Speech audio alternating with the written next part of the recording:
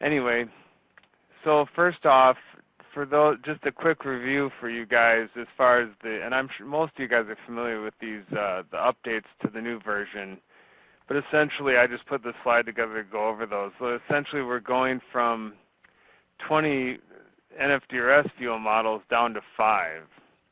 You know, they're just going kind of back to what they originally wanted to do, just keep it simpler. I think originally there was just 4 back when they initially came up with NFDRS, but you know, we're going from 20 down to 5. I think most of you guys know that. As far as human intervention with the model, it's going to be much more automated than we have right now. So we won't, for those of you that do happen to edit the RAWs, the 1300 OBS and WIMs, we won't have to do that anymore.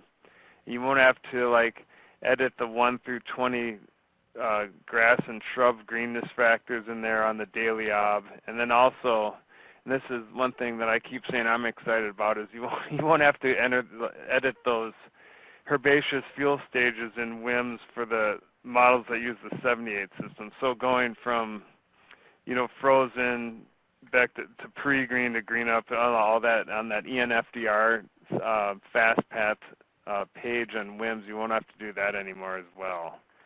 And essentially, the solar radiation sensors are going to help with the, as far as the state of the weather, and also the growing season index is going to take care of the transitional greening of the fuels within the model.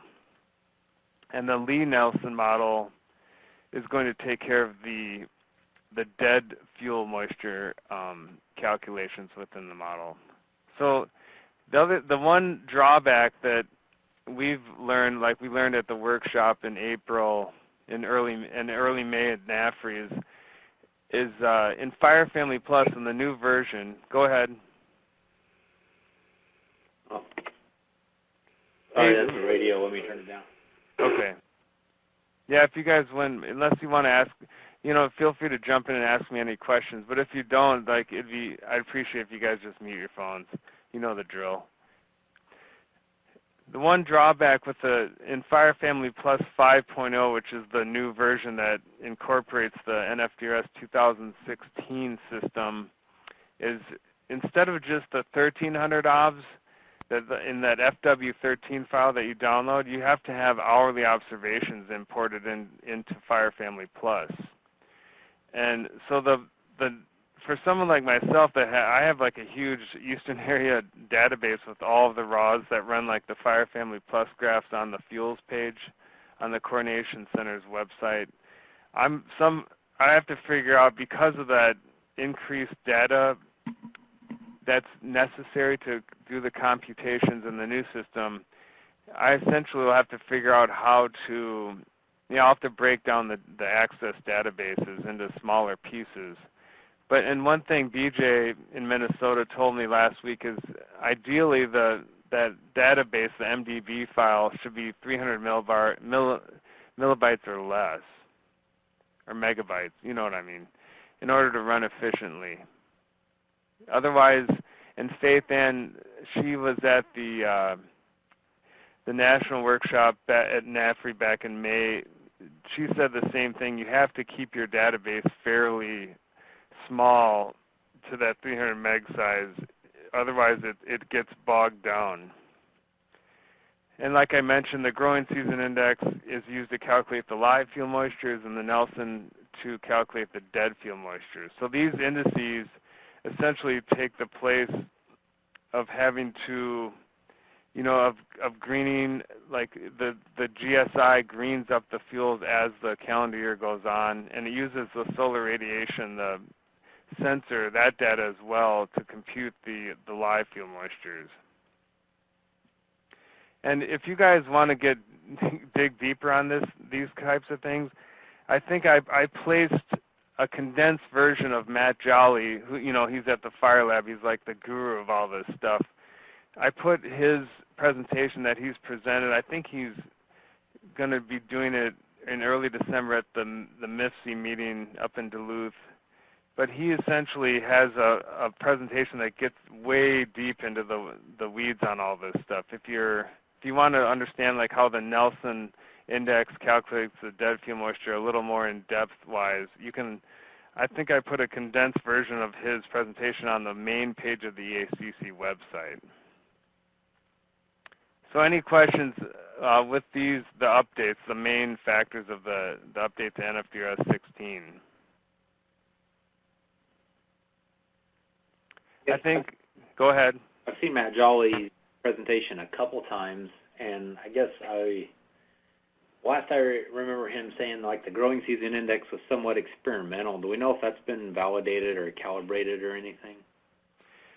Well, I think what he meant, I mean, it's utilized in the new system, and you're right, it is like experimental because he's like the main driver behind that. I think what he might have implied by being experimental is he's like constantly tweaking that thing. Okay. So I don't know if experimental would be the correct, you know what I mean? It's Yep. I guess.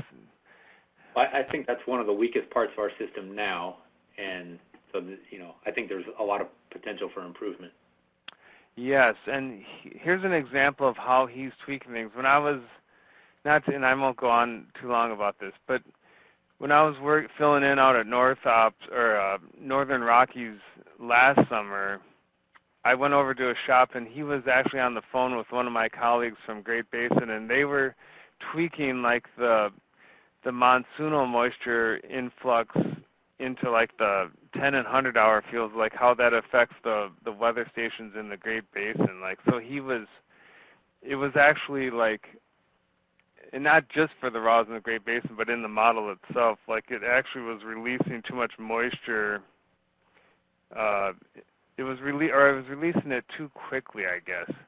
So he's constantly tweaking that GSI system, and I think that's part of what we'll be going through in the evaluation process, and I think this system is meant to be, the whole 16 system is meant to be more adaptable as we go forward in this process than the current system. Okay. Because of things like that. And I think that's a good thing. I mean, so this is the crux of the main things the one negative, like I mentioned, is the huge database. Instead of one OB per the 1,300 OB, we've got to have 24 hours of data in there for each day. So that's one drawback, but the positives of it being more automated and so forth are, I think for me, as someone that's constantly trying to get folks to make sure their herb fuel stages are updated, the OBS are being edited, and so forth. This is a big positive, I think, the automation of it. So just to give you guys an update, for those of you, we had the April into the early May, the first rollout workshop for the national at NAFRI. That one, we had 8 folks from the Eastern area attend, which was great. And so we all got together essentially to do these items. We had BJ from Minnesota brought his fire danger operating plan that's currently it's almost complete. I think he hopes to have it completed hopefully by the end of the year or early 19.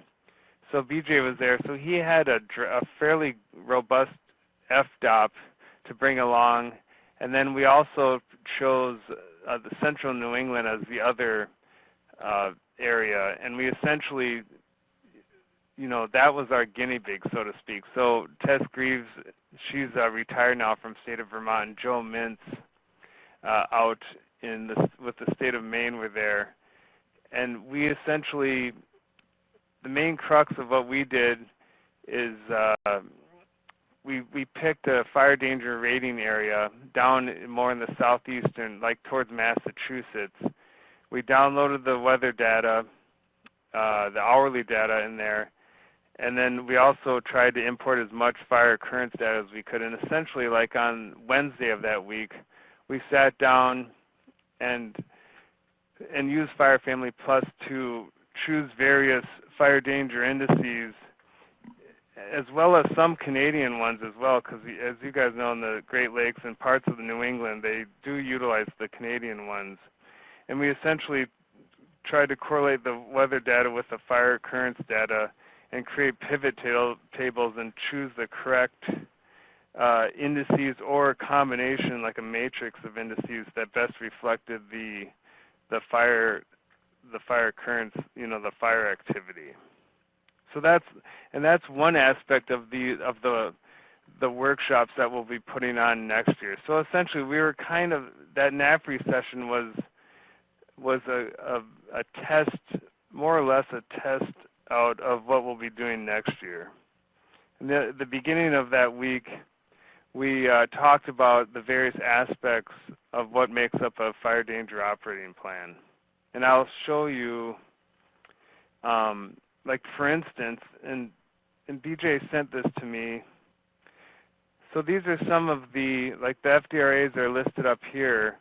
These are some of them. This is pretty robust. Like I'm not positive like all of us across the Eastern area will have it broken down quite as much as Minnesota, but this is an example of, it lists out the problems, the issues, the agencies, and then like here, this is one thing BJ told me on Friday is like some of these aspects you're not going to have as much control over as far as like your response to them, your ability to respond and so forth. Like lightning, obviously you can't control when and where that's going to occur.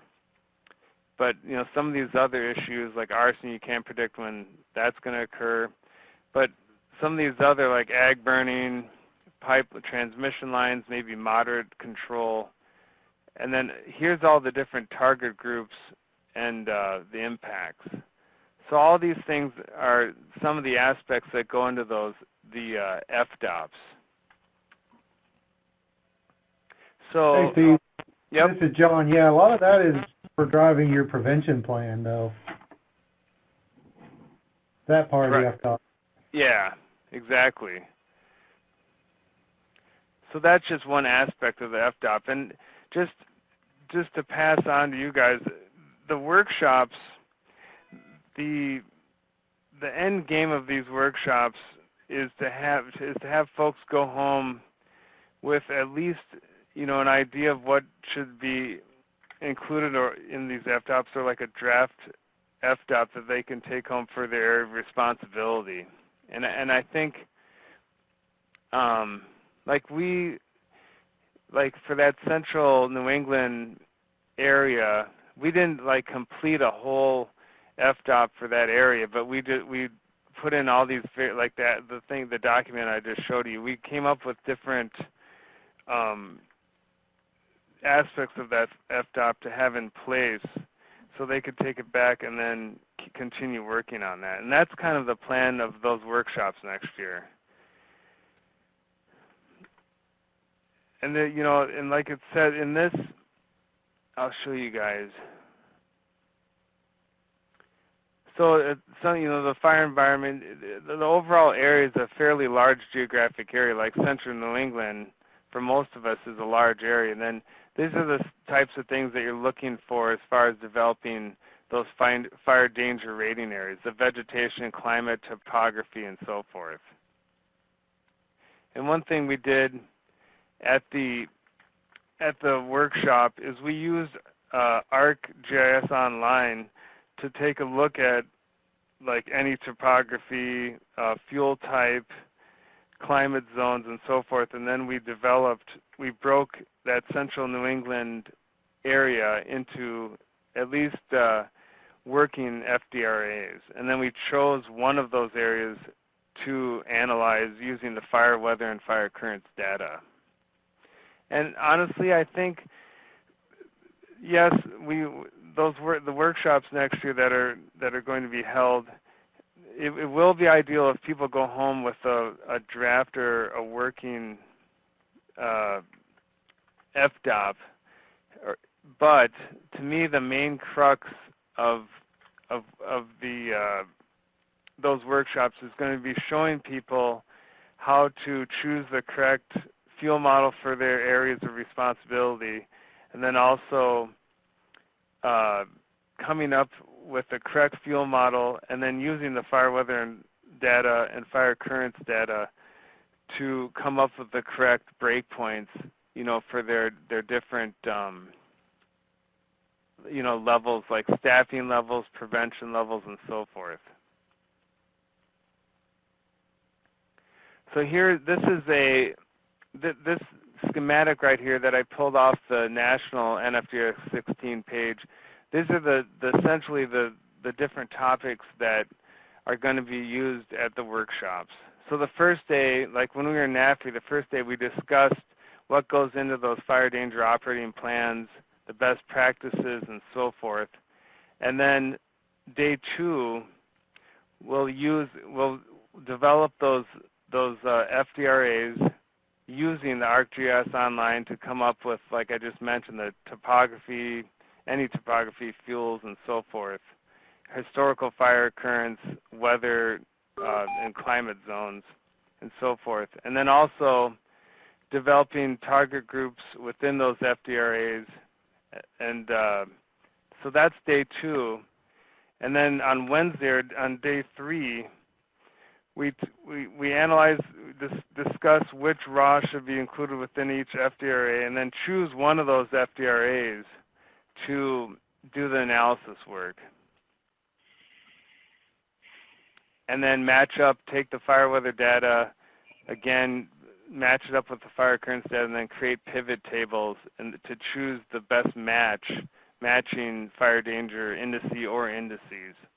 And then setting your breakpoints for all these decision points, like the preparedness plans like John just mentioned. And then, like prevention, you can set various different breakpoints for various needs within your FDOP zone of, area of concern. And then basically the last day is kind of we gathered back and then all basically displayed the results of our work from, days 2 through 4.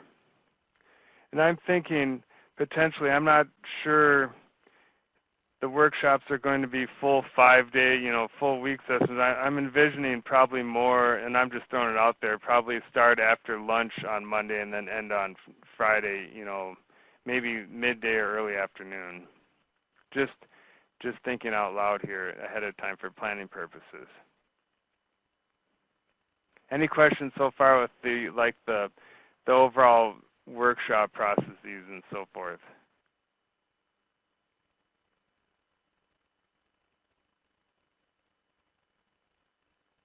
Okay.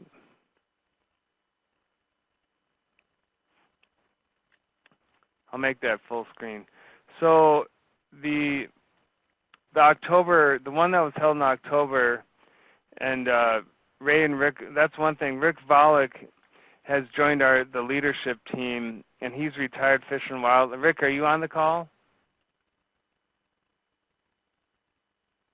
I saw Rick signed in. But Rick, he retired a few years ago from out in New England with the Fish and Wildlife, and he's joined the leadership team, and Ray and I are trying to get him, funded to help us out into next year with with this rollout transition.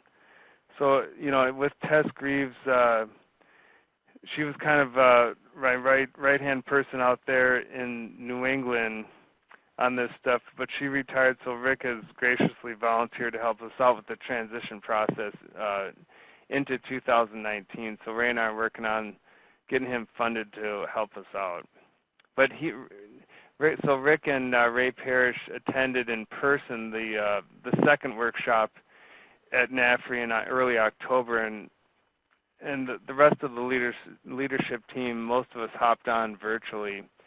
But that was essentially to look over the evaluation work that's been completed so far of the new system, meaning comparing the new system with the old indices, like looking at the different breakpoints and so forth, and then also to roll the lessons that have been learned so far across the country into the curriculum for these workshops that are going to be held next year.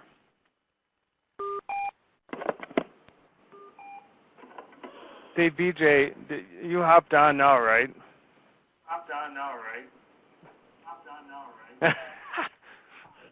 Yes, I did. Somebody needs to mute their Mute. phone, otherwise we're going to have a rapple.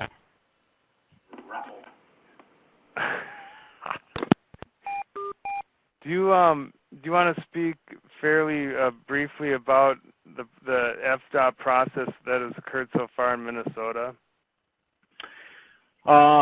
Yeah, so in Minnesota, the way we started is we went through the process kind of like we did at the national event, and you learn how to do it in advanced NFDRS.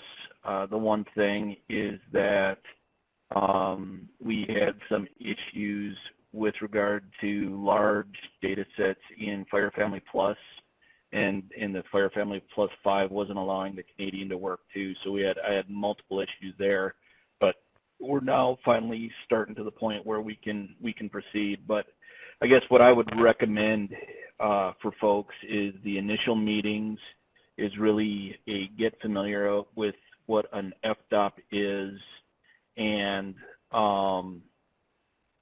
do an exercise, I would say, to identify the fire danger rating areas,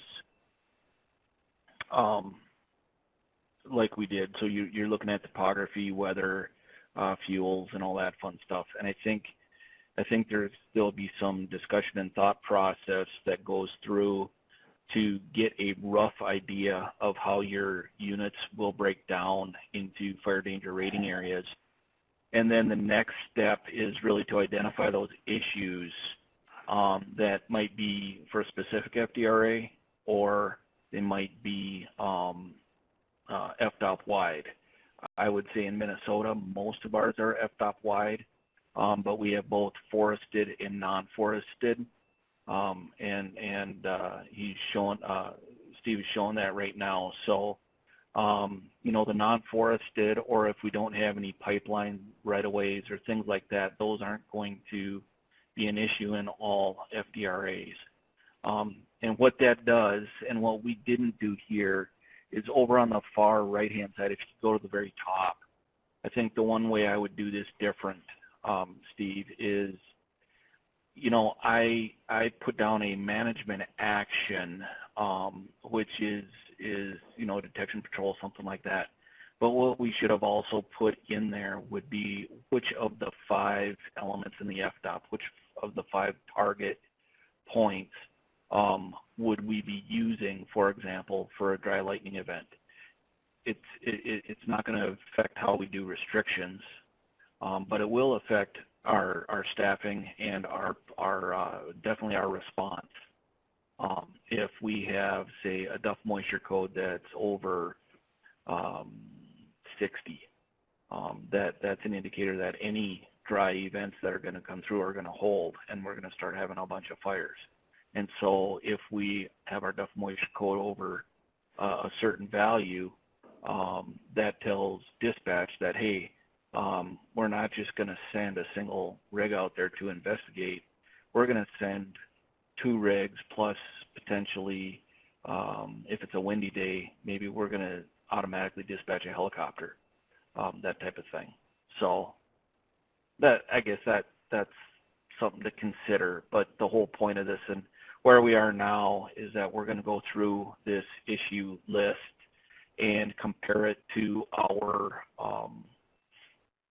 business candidates from Fire Family Plus, and identify which indexes make sense for us that have good correlation with our fires to proceed and start building our break points.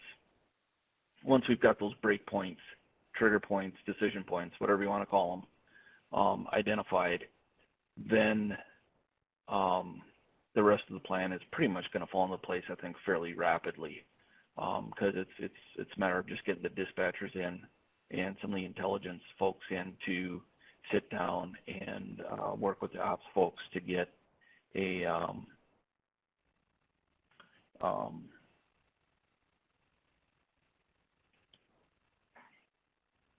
to get those items in place. So we're still targeting getting it in for next fire season, beginning of next year, have this thing done by January as I would probably call it a final draft. Run it through the spring fire season and fall fire season of next year, and then we probably can have it approved. So. All right, thanks. And again, Minnesota's well ahead of most of the rest of us.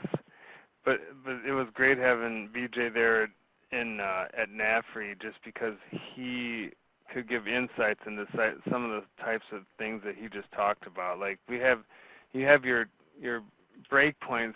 It's not just one set of breakpoints per se. You have all these within the FDOP. You've got all these staffing levels internally, but then you have external, like prevention type breakpoints. That's just a couple of examples. But those are the types of things that at the workshops next year, we hope to have folks take home. And then the whole idea is to take a draft FDOP home and not have all these things all worked out like this spreadsheet, but to have go through one example for one FDRA as far as setting breakpoints for even just one of these aspects that we're talking about, and then go home and complete the FDOT process and have it be an interagency process. So if you have various agencies that have jurisdiction within your area of responsibility, to have all the players be on board with the FDOT development.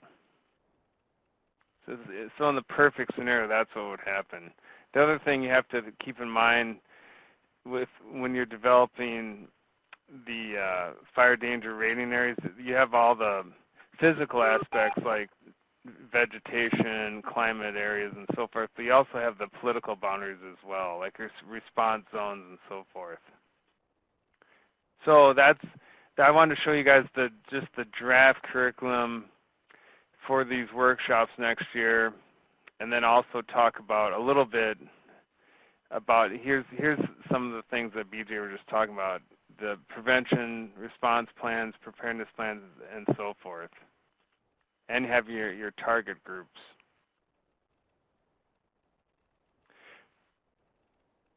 So as far as for the next webinar, and again, I'm going to have the next one before Thanksgiving, before a lot of us start burning any user loads we have and so forth. The next one, I'm going to open this webinar up to any potential attendees of the workshop. So it's not just ourselves, like the subject matter experts and the leadership team for the Houston area. Anybody that's going to be potentially attending these workshops, the next one I'm going to open that up so they can, and I'll probably, like that first slide I showed you guys today, I'll probably run through that one more time and just give a brief rundown, and then also show them that one graphic slide of what is the curriculum for the workshops. But the main thing I'm going to get into is displaying how to import in that hourly fire weather data. Mention that, like BJ told us, to keep it below 300 megabytes, and then also give folks the links and show them how to, get an AJOL or ArcGIS online account. And then we also need a FireNet user account, all of the users, because that's where a lot of the documents and the data will be stored. That's what we used at NAFRI. So that's on the agenda for the next webinar. More of the nuts and bolts or the pre-work prior to attending the workshop. And the reason for that, and we talked about this right away, like back in May at NAFRI, is we spent a lot of I guess it was the second day, the Tuesday, trying to get all of our Fire Family Plus databases up to speed and work out any bugs that were going on, if bad data in there and so forth. And it's a little trickier when you have the hourly fire weather data in there, and it has to have the solar radiation and also Another thing it needs is a snow flag yes or no in there as well. So that's, that if folks can come into that workshop with a clean database, and again, like an ArcGIS user account, FireNet account before the workshop, that'll help smooth things out immensely. It'll save us time so we can do more of the discussion about like the FDOT, what's in the FDOT, and then also a lot of the analysis work. Any questions on that? Yeah.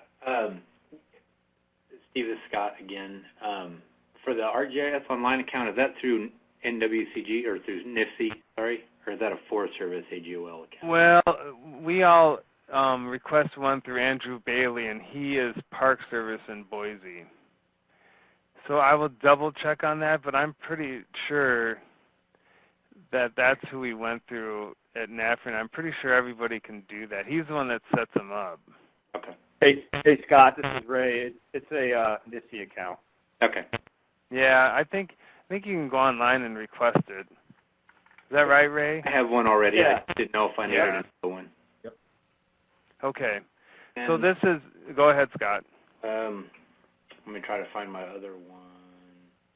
Hey, this is John, if I can butt real quick. So Ray, what permissions do we need? Because like, I think my current NIFC AGOL is only set for FOBs.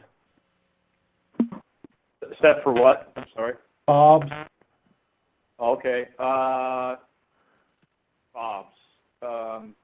Yeah, I would go. You need to go through Andrew Bailey as the contact, and he'll be able to point you in the right direction.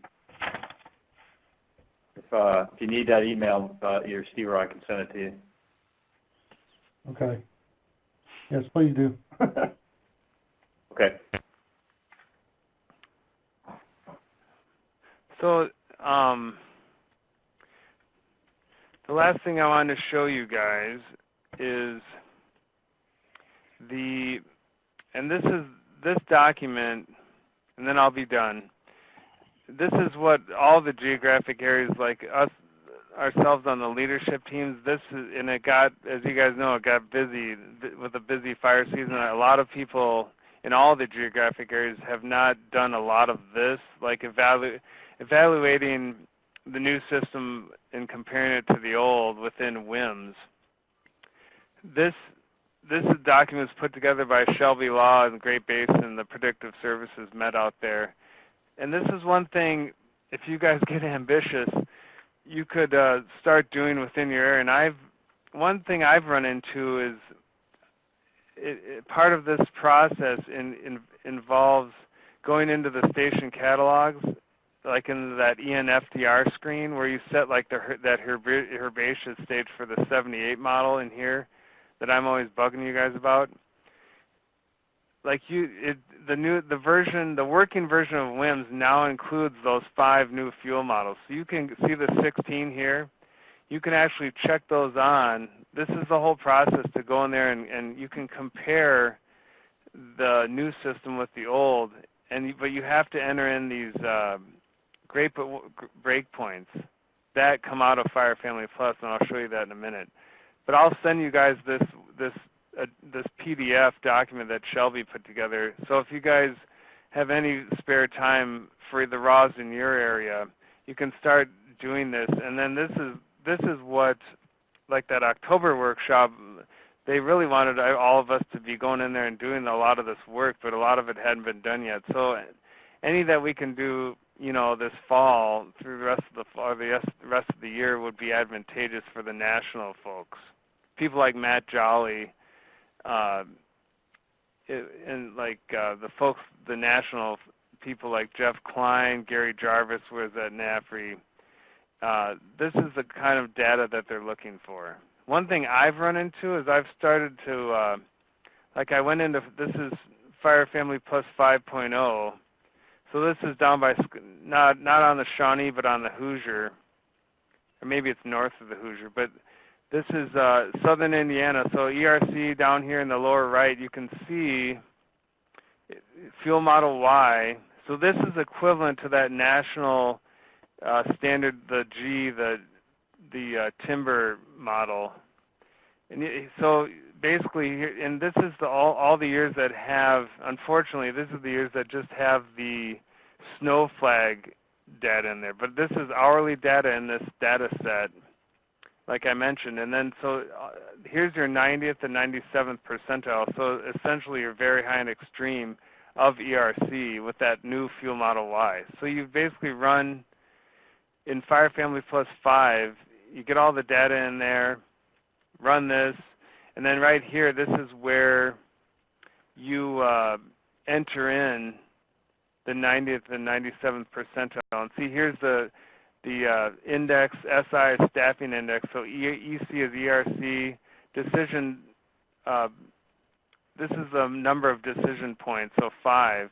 And then this is where you'd enter in that, 23 and 26 for the 90th and 97th percentile. I'm just showing you very quickly the types of things that you can do as far as doing the eval. And then you basically go to that recalc screen in WIMS, ENRR, and then follow these steps. So you put 16 indices only, the RAWS number, the WIMS ID, and then they want it from June 9th, I think essentially from June 9th through the present, whatever date you're working on it. And then it'll do the comparisons of the old and the new. So Steve, and Yeah, this is supposed to be done in test, correct? WIMS test, not the production. I think so. I think someone told me that they have this in the production one too now. But you may be correct. I think you're right. I don't think that last screen shows up in the production one. Yeah, because if you don't, you don't want to be messing with your WIMS production and switching out your staffing and planning levels or your staffing levels if you haven't gone through the FDOT process. So you could theoretically you want to do this in test. Yeah, you could theoretically, like I'm not positive if it'll still do the comparison ones, but if you don't have these checked, like here's your priority. So like these are the priority fuel models. So whatever you have these listed as, that's like this top one, that's the one that shows up on all the WFIS maps and so forth. But I think you're right, BJ. I think you have to go, using your NAP account, you go into the WIMS test mode and do all this. And so you might have to request access to test if you don't have it already. Right, and you can send, if you guys want, if any of you are willing to start doing this, just send myself an email, and then I send a request to Clint Cross out in the Washington office. Clint is like he's been the main driver of this whole transition process. So Clint will put you on the list. I think some of you have already done that. So that's a real quick. Now I know, I mean, a lot of us might be starting to take leave and so forth, but if you have any time at all, even just pick like I did, I picked just one RAWS down on the Hoosier just to have some data to send to the national folks from our area. It would be great. And if you want any help with this, like getting the FW13 data into Fire Family Plus or anything like that, you can give me a call. And for those of you, like as far as Fire Family Plus, on the fuels page, you can, now granted this is, I need to rework these and probably post it below here for 16, but like just the overall process of getting a database set up for those of you that don't have one in your area, you can use these tutorials that I put on the fuels page that I created. So that, I think that for this webinar, that's basically what I wanted to show you guys, is talk about what we did at the workshops at NAFRI last year or this year, and then also just give you a rough curriculum of what's going to be included in the workshops next year. And again, at a minimum, we're going to hold 2, but ideally we're going to try and we want to have one in each state compact in 2019. And probably we're thinking, 2 before the fire season, then potentially 2 next fall. That's what we're thinking right now. Ray, do you have anything to add that I missed as far as that goes?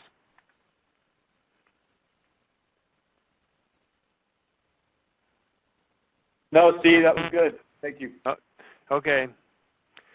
Any questions from you guys? What kind of message are interagency partners getting? Because Benny Terrell was at the Big Rivers Compact meeting, and he gave an overview, and I thought he did a pretty good job. But the question was asked, it was kind of like, what's in it for me?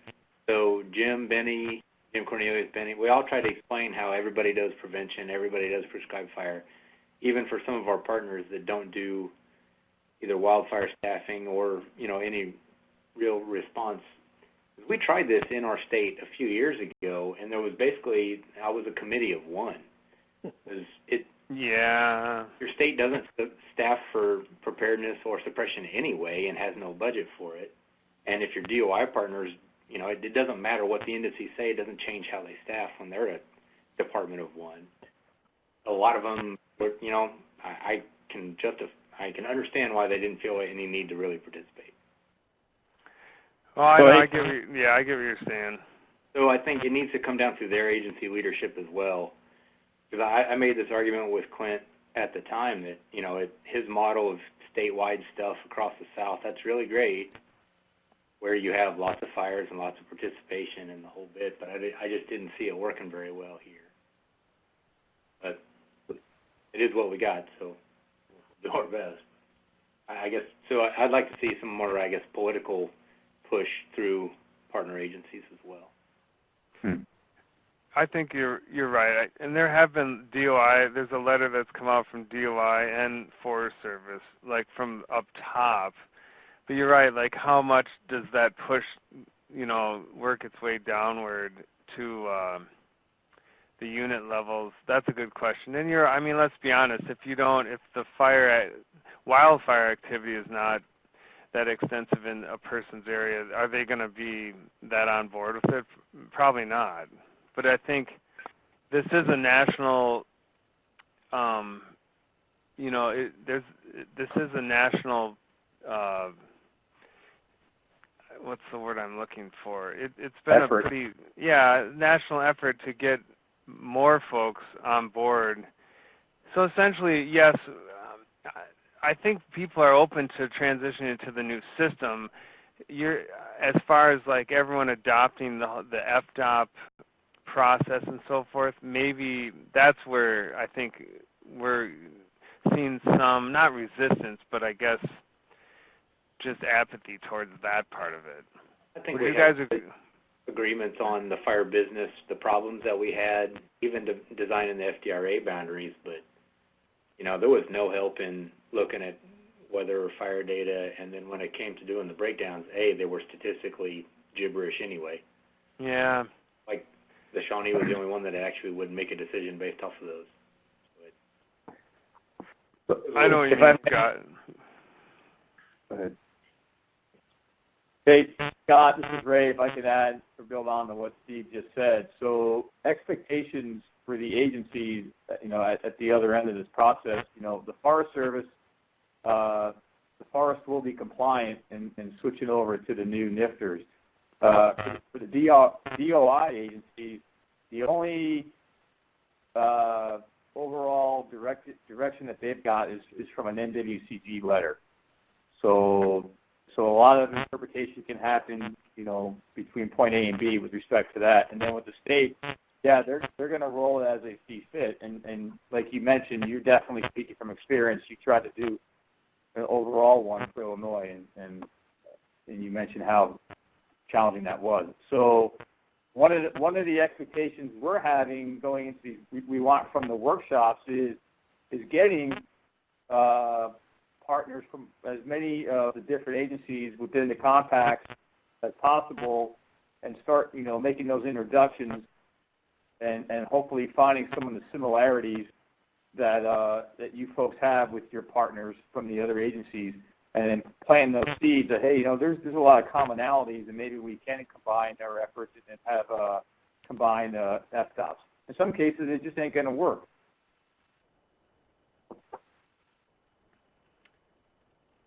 Correct. I think that's all good. Yeah, and again, I don't think it's people's unwillingness to take part in it. I just think, like you said, Scott, there's a lot of people that don't see the need for it, so to speak. But like Ray said, the NWCG letter, people wanted that to come out, just that were interested in this, just to have some direction in going forward with the development of if they're interested in doing this and going to develop an FDOP. And then the Forest Service has been at the forefront as far as like pushing this transition. And Clint has really been pushing this whole, you will come out of these workshops with a draft FDOP coming out of it. But like I said earlier, I think that would be a great benefit of the workshops if people could go back to their home units and have something in hand that they could try to develop further. But in my mind, what I want to see people go back home with is the methods, like BJ showed us at NAFRI back in May, the methods of choosing, the correct indices to use, one of the 5 fuel models, and then going back with the methods of creating those breakpoints for the various, like staffing, the prevention, and so forth, those trigger points.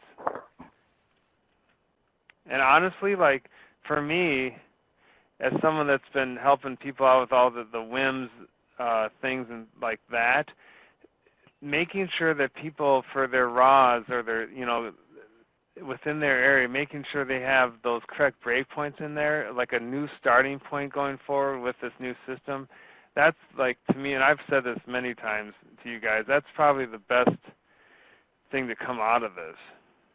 Besides, again, the fire danger operating plans. So we're all kind of working on the same page going forward as far as the adjective rating levels coming out of WIMS. I guess that's just me speaking out loud, but that's that whole Tuesday through Thursday part of the draft curriculum of these workshops, that is going to be to me, like, I want to make sure people know how to do that so they can go, like the subject matter experts that come out of these workshops and any other folks that are interested in this can go back and do it for their home units and possibly show other people, around their area how to do this. Kind of a train the trainer thing. Sure. So one more thing, and then I'll be done, because I said I'd keep these under an hour, and I'm going to do that. And the one coming up in a couple weeks that I'll put together as far as like getting the databases set up. I'll send you this link, that WIMS eval PDF, and then also this. I'll throw this presentation into a PDF form and send it out to all you guys. And you can feel free to share it with anybody in your area, folks that are interested. But they set up on the firenet.gov site a national NFDRS 16 page. So all this data, like, here's Fire Family Plus. You can download 5.0 down here, and then also links to the data, like the fire weather data and so forth are all on here. So let's see here. Here's like the fire weather data, like getting the hourly data in there and so forth. They're all on this page. Somewhere on here. But then the workshop, like here's the tech tips, how to get the hourly weather data is in there. And then also, if you want to review what I just talked about, like the 2 workshops that are held this year, you can review all this. So this is kind of your one-stop shopping for the 2016 transition process, so to speak. And I'll send you this link as well.